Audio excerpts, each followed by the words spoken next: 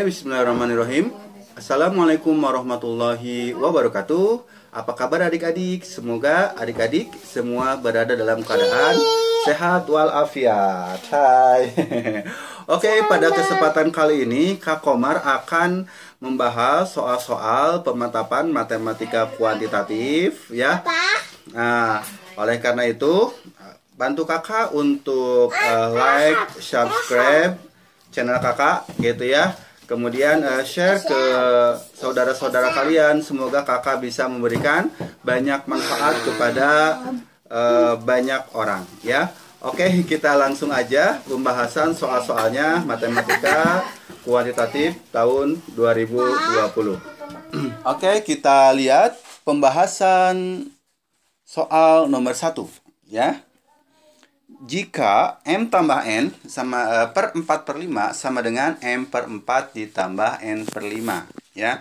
Manakah di antara pernyataan berikut yang benar? Oke, untuk menjawab soal ini ya, kita 4 tambah 5 9 ya, kita bisa tulis lagi.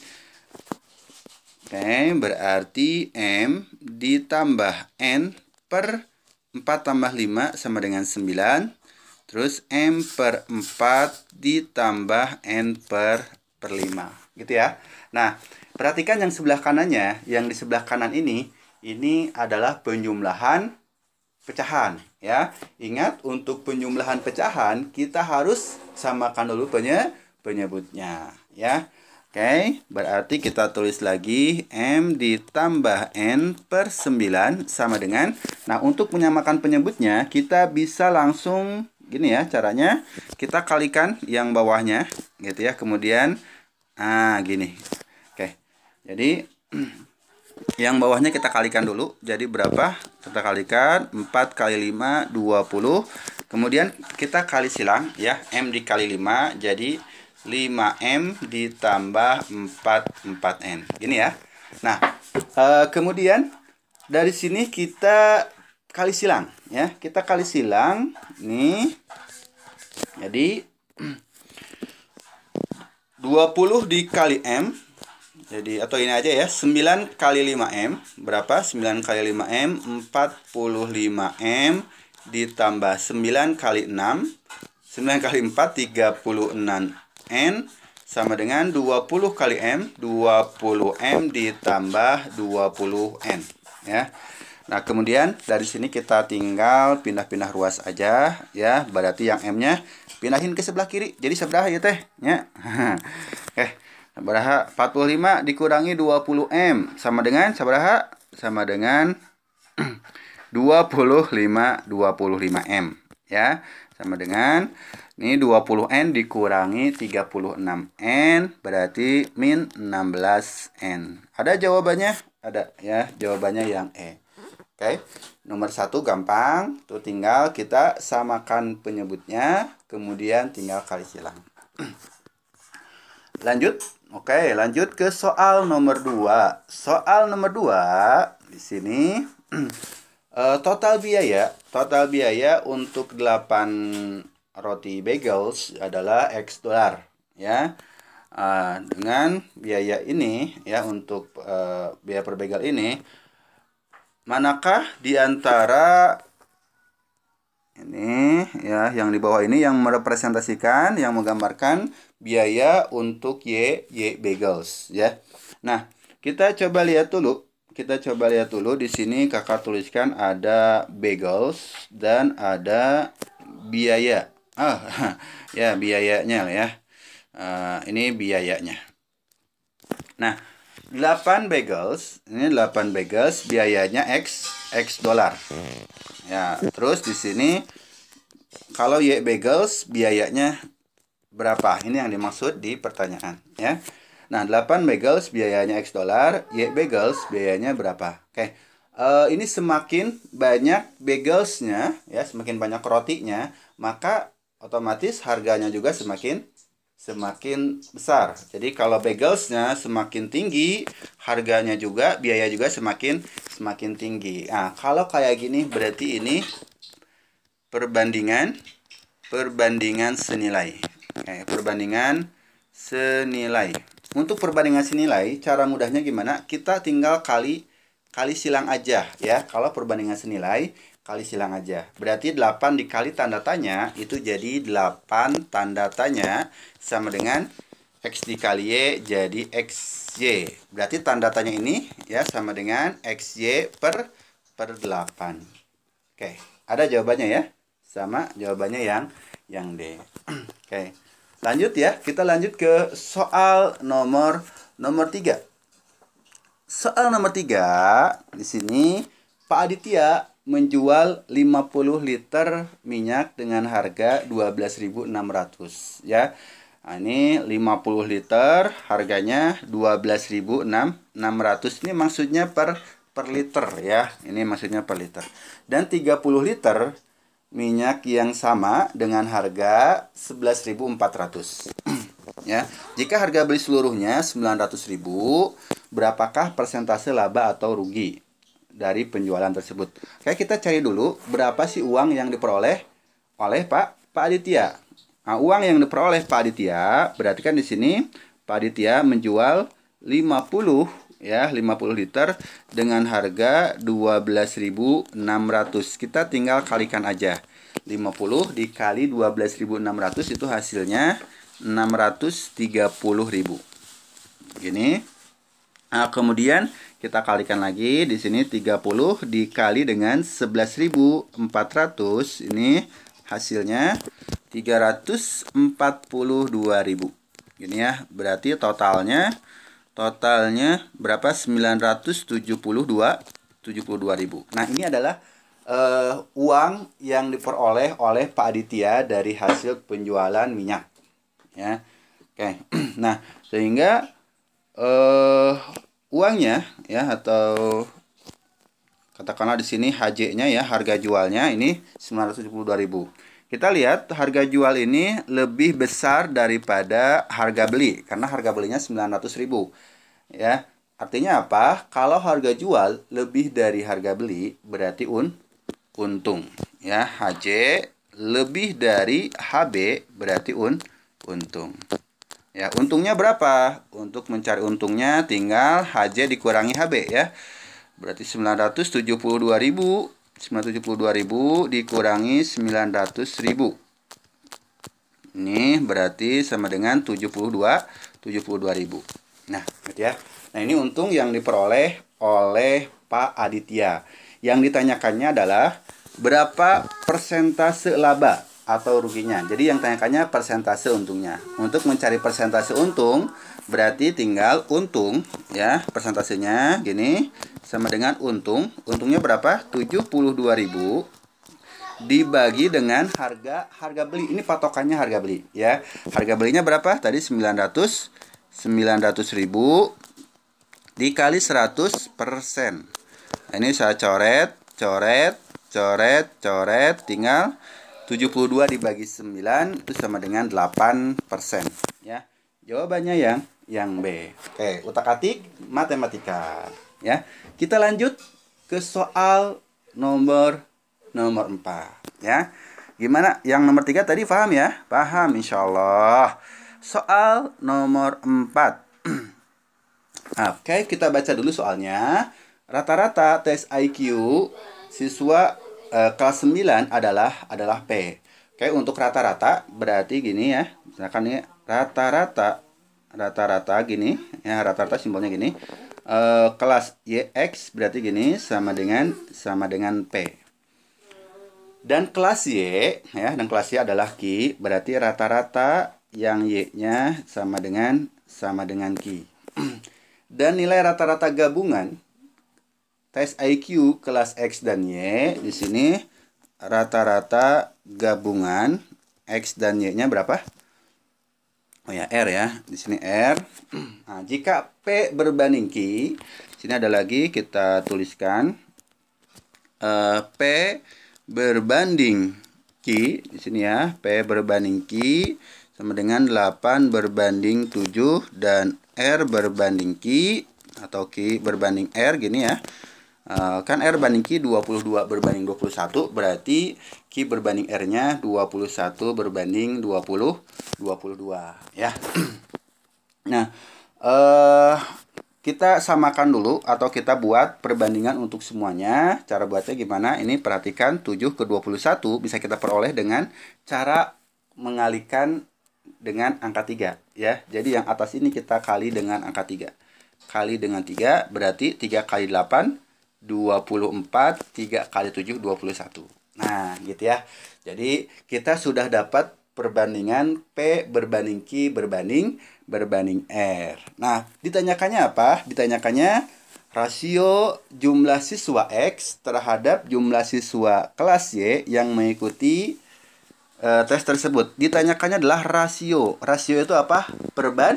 Perbandingan. Nah, untuk mencari perbandingannya, kakak punya cara simpelnya ya.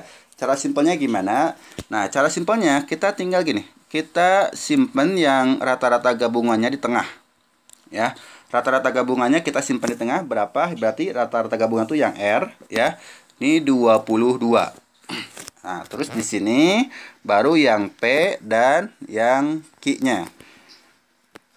Atau yang X dengan yang Y-nya. P-nya berapa tadi? P-nya 24 ya, 24 dan yang Q-nya 21. Nah, gitu ya. Nah, dari sini gampang caranya kita tinggal ambil selisihnya ya. Selisih dari ini 21 dengan 22 berapa selisihnya? 1. 24 dengan 22 selisihnya 2.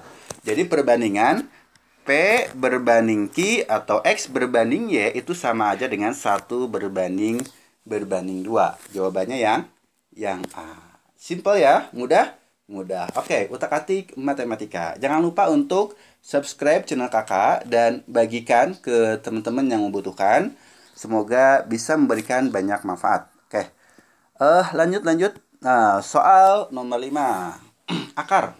Ya, ini akar dari 0,04 dikali dengan akar 0,04 ditambah 0,04 pangkat setengah. Pangkat setengah artinya apa?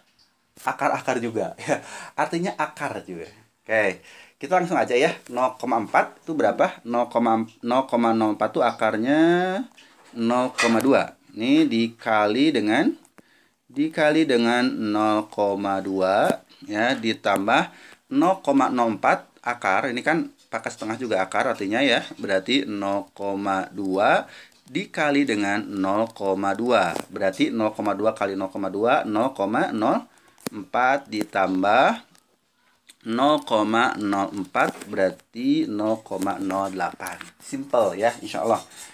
Gampang ya, gampang. Lanjut ya. Lanjut nih soal nomor 6. Hasil dari 1 dikurangi 1233 kuadrat ditambah 1234 dikali 1232. Oke, kita lihat yang sebelah kiri ini bentuk dari ini 1 dikurangi 1233 kuadrat ini bentuk bisa kita tambahin kuadrat di sini. Boleh kan ya? 1 itu sama aja dengan 1 kuadrat. Nah, bentuk A kuadrat min B kuadrat. Ingat, A kuadrat min B kuadrat itu sama dengan A min B ya dikali dengan A plus B. Nah, ini A-nya yang mana, B-nya yang mana? Berarti ini yang A-nya itu yang B-nya. Berarti bentuk dari 1 kuadrat dikurangi 1233 kuadrat itu menjadi 1 min 1233. Nah, gini ya, A min B dikali dengan A plus B. A plus B-nya berarti 1 ditambah 1233. Gini ya. Nah, berarti yang ini 1 dikurangi 1233 jadi negatif 1232 ini ya dikalikan dengan ini 1234 ditambah dengan 1234 dikali dengan 1232. Gini ya. Ini sama dengan berapa? Sama dengan, coba kita lihat, ini kan angkanya sama, berarti artinya hasil perkaliannya juga sama. Cuman bedanya apa? Yang ini negatif dikali positif, hasilnya negatif. ya ditambah dengan positif. Nah, angka yang sama. Katakanlah di sini negatif A ditambah positif A. Hasilnya berapa? Hasilnya 0. Gitu ya. Oke. Nah, ini soal nomor 6. Insya Allah gampang, jadi kuncinya tinggal di yang ini, di bentuk A kuadrat min B kuadrat. Ini sering banget muncul, jadi teman-teman harus gitu ya, harus betul-betul kuasai ini. A kuadrat min B kuadrat sama dengan A min B dikali A plus B. Oke, itu soal nomor 6 ya. Kita akan lanjut ke soal nomor 7. Oke, soal nomor 7 mana? Nah, ini ya. Soal nomor 7. Nilai M sama dengan 4 dan N-nya sama dengan negatif 4 jika P-nya sama dengan negatif M dikurang, oke, P-nya kita tuliskan, berarti P-nya sama dengan negatif M. Berarti negatif 4 gitu ya, dikurang N. N-nya negatif 4. Nah, gitu. Dan Q-nya berarti ini P-nya sama dengan ini negatif 4 ditambah 4 ya, pangkat 9. Berapa? 0 ya. 0 pangkat 9 berarti sama dengan 0. Ini untuk yang P-nya. Kemudian untuk yang Q-nya gimana? Untuk yang Q-nya negatif N. Berarti negatif, ini yang Q-nya ya, Q-nya negatif, N-nya apa? Negatif 4 ditambah N. N-nya ditambah N-nya apa? Negatif 4.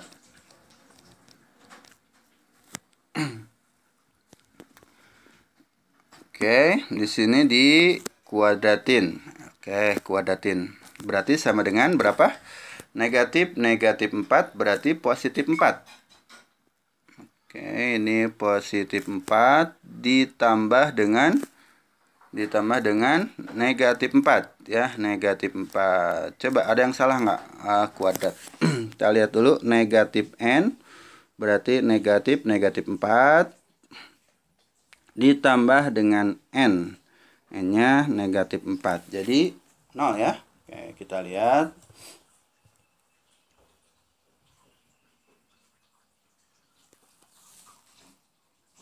Nah, 0 ya. Oke, berarti ini juga 0. Artinya apa? P-nya sama dengan Q. Ternyata di sini ada yang salah soal ya. Salah soal di sini harusnya bukan negatif N ditambah N, tapi ini ditambah dengan M. Ditambah dengan M. Kalau ditambah dengan M berarti ditambah 4 di sininya. Ini tambah 4 berarti 4 tambah 4 16. 16 kuadrat. Nah, 16 kuadrat berapa? 4 tambah 4 8, 8 kuadrat sama dengan 64. Jadi jawabannya yang ini ya. Jadi yang Q dikurangi P sama dengan 64. 64 dikurangi 0. Di sini Q dikurangi P sama dengan 64 dikurang 0 berarti 64. Oke, tadi di sini ada yang salah ya. Harusnya bukan plus N tetapi ditambah M. Oke, sip. Lanjut ke pembahasan soal nomor 8. Soal nomor 8, hasil pengurangan oleh ya. Ini hati-hati, kata-kata itu bisa berpengaruh. Ada kata-kata dari ya, pengurangan dari atau pengurangan oleh. Ya. Kalau oleh berarti 3, nah berarti gini, 3x ditambah y per 3 gini ya. Dikurang y min 2x per 2. Nah, ingat yang tadi ya. Masih ingat yang soal nomor 1 ini bentuknya pecahan. Kalau bentuknya pecahan, penjumlahan atau pengurangan, kita harus samakan dulu penyebutnya ya. Untuk menyamakan penyebutnya gimana tadi? Kita tinggal kalikan yang bagian bawahnya. Yang bagian bawahnya kita kalikan 3 kali 2 berapa? 6. Asik ya. Terus ini kita kali silang ya. Kita kali silang. Gitu. Kita kali silang berapa? 2 dikali 3x tambah y berarti 2. Kakak tulis saja dulu ya. 2 dikali 3x ditambah y gini dikurangi 3 dikali y dikurang 2x. Nah, ini ya. Nah, kita lihat lagi 2 kali 3x berapa? 2 dikali 3x berarti 6x ditambah 2y dikurang nih 3y ditambah 6x. Berarti 6x ditambah 6x sama dengan 12x. 2y dikurang 3y jadi min y, pernya per berapa? Ini per 6. Oke, jawabannya yang A. Gampang ya. Gampang. Jadi soal nomor 8 ini tinggal teman-teman ya hati-hati di kata-kata. Ya, kalau hasil pengurangan A oleh B berarti A kurang B. Kalau A dari B berarti B kurang A. Itu hati-hati di kata-kata ya. Nah, untuk caranya ya tinggal ini gunakan aja aljabar. Lanjut ke pembahasan soal nomor 9 ya, pemantapan UTBK kuantitatif tahun 2020. Oke, ini ketika dengan teman-teman dengar kata-kata pemantapan, berarti artinya apa? Pelaksanaan UTBK hanya tinggal menunggu waktu atau hanya tinggal beberapa hari lagi ya. Jadi teman-teman silahkan persiapkan ya, mantapkan penguasaan materi UTBK teman-teman ya dengan waktu yang ada ya, manfaatin waktu yang ada. Oke. Kita lanjut lagi ke soal nomor 9. Ini soal berbahasa Inggris ya, soal berbahasa Inggris lagi. Ini artinya grup perkembangbiakan biologi. Nah, oke, gitu ya. Mencatat bahwa ada 225 burung gitu ya dalam sebuah percobaan. 85 burung itu dia di pohon pinus ya, di pohon pinus. Terus ada 175. Ini dibuat di mana? Di pohon ek ya. Dan 40 burung ini tidak dibuat atau tidak dilahirkan ya, tidak dilahirkan di kedua tipe pohon tersebut. Ya, berapakah banyak burung yang berada di kedua tipe yang dilahirkan di kedua tipe pohon ya. Nah, untuk ini adalah soal apa? Masih ingat? Soal tentang himpunan ya, soal tentang himpunan. Kalau dulu waktu di SMP misalkan si A suka gitar, si B suka apalagi suka main bola. Nah, nanti yang suka kedua-duanya ya, soal-soal seperti itulah ya. Nah, untuk soal-soal seperti itu kakak punya tipsnya untuk memudahkan kita ya, memudahkan kita, yaitu kita gunakan aja apa? Isbat. Isbat. Ini kayak sidang ya, sidang penentuan 1 Hijriah atau oke. Nah, ini isbat ya. Itu apa sih? Itu adalah irisan. Nah, irisan. Irisan. S itu apa? Semestanya. Semesta. B itu berarti yang memilih B, A yang memilih B, dan yang T itu yang tidak ya, yang tidak dua-duanya. Oke. Dari sini kita lihat bahwa si grup peneliti untuk perkembangbiakan hewan itu mencatat ada 225 burung. Jadi si semestanya ini ada 225. Kemudian yang 85 ini dilahirkan di pohon pinus, 85. Kemudian dan yang 175 di pohon X ya. Dan yang 40 ini yang tidak ya, yang tidak di kedua-duanya. Berarti yang ini yang 40. Pertanyaannya yang kedua-duanya yaitu ditanyakannya irisan. Gampang ya. Gampang, tinggal berarti irisannya sama dengan ya 85 ditambah 175 ditambah 40. Nanti nih 225 kita pindahkan ke sebelah kanan jadi dikurang ya. Dikurang 225 ini hasilnya, tinggal teman-teman hitung aja sama dengan 75. Oke. Kita lanjut lagi di sini soal nomor 10 ya, masih soal kuantitatif berbahasa Inggris.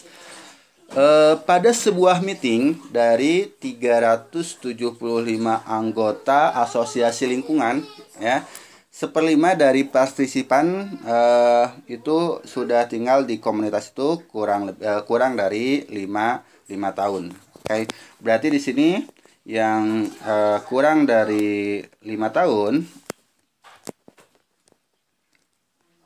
Nah, ini kurang dari 5 tahun. Ini ada 1/5, ya, 1/5 dari 375. Ya, ada berapa? 1/5 dari 375. Ini ada 37 bagi 5 berarti 75, ya. Kemudian dan 2/3 dari itu dia tinggal di asosiasi itu lebih dari 10 tahun. Oke. Ini sama dengan 2/3, ya. 2/3 dari 375 ini sama dengan 250 orang. Nah, jika seorang member itu diseleksi atau dipilih, ya, secara acak, dari berapakah probabilitas atau berapakah peluang yang terambilnya itu dia berarti di antara yang ini, ya, di antara yang keduanya. Kita jumlahkan dulu, berarti 75 ditambah 250 ini sama dengan 325, ya.